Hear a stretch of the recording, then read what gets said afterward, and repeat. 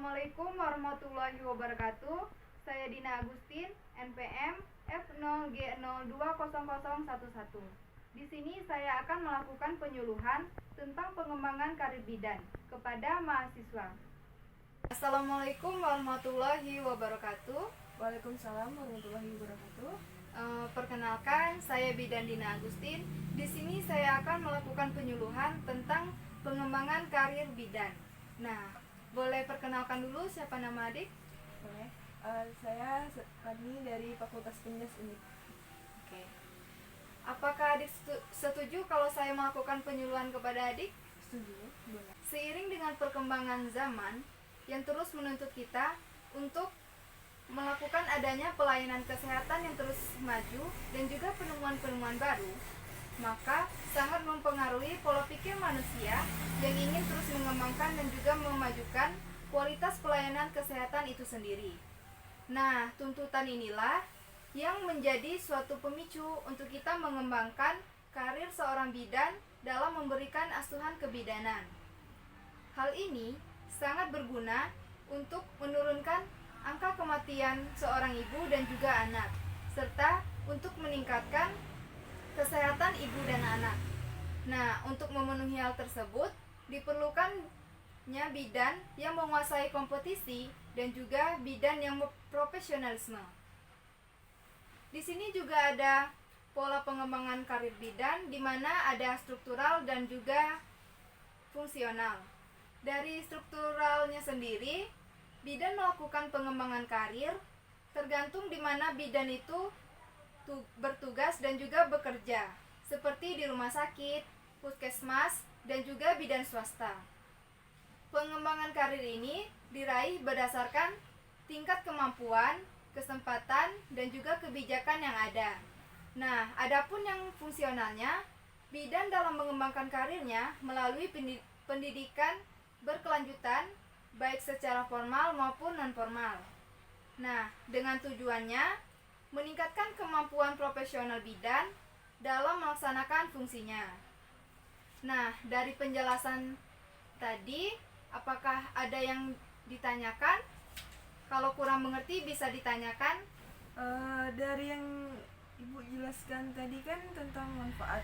Manfaat apa yang didapat dari pengembangan karir bidan itu sendiri? Oh, manfaat yang kita dapatkan dari pengembangan karir bidan ini ya? Oke. Manfaatnya itu bisa pemenuhan standar, peningkatan produktivitas kerja kita, efisiensi, meningkatkan kualitas pelayanan, meningkatkan moral, karir, meningkatkan kemampuan konseptual, keterampilan kepemimpinan, juga meningkatkan kepuasan konsumen. Nah, apakah jelas? Terus mengapa pengembangan karir bidan ini harus dilakukan, Bu? Nah, kalau pengembangan karir bidan itu sendiri perlu kita lakukan supaya profesi kebidanan ini tidak berhenti, karena semakin banyaknya anggota profesi bidan, untuk yang kita kembangkan karirnya, maka profesi bidan itu pun semakin maju dan juga berkembang.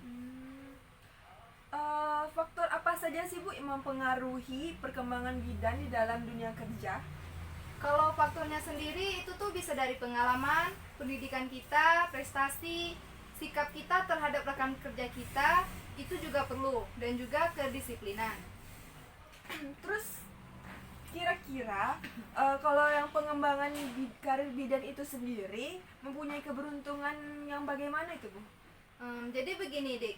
Di saat karir seorang bidan itu bagus, dan juga dalam pengalaman pekerjaannya itu juga bagus, maka masyarakat itu akan menyukai dan nyaman dengan pelayanan yang kita berikan. Dan juga pelayanan kebidanan yang berkualitas, maka itu bisa menarik konsumen. Nah, dan juga biasanya di kebidanan juga ini ada juga melakukan pelatihan-pelatihan. Nah, dari pelatihan inilah maka kita bisa menambahkan ilmu yang lebih lagi. Gimana? Apakah ada yang ditanyakan lagi? Jelas. Nah, mungkin itu saja tadi yang bisa saya sampaikan di penyuluhan ini tentang pengembangan karir bidan. Nah, jika adik ada pertanyaan lagi nanti, bisa menghubungi saya. Terima kasih juga telah menyempatkan waktunya untuk mendengarkan saya tentang penyuluhan karir bidan. Nah, itu saja, Ibu permisi dulu. Assalamualaikum warahmatullahi wabarakatuh. Waalaikumsalam warahmatullahi wabarakatuh. Nah, itu tadi penyuluhan dari saya kepada mahasiswa tentang pengembangan karir bidan itu sendiri. Sekian dari saya akhiri. Wassalamualaikum warahmatullahi wabarakatuh.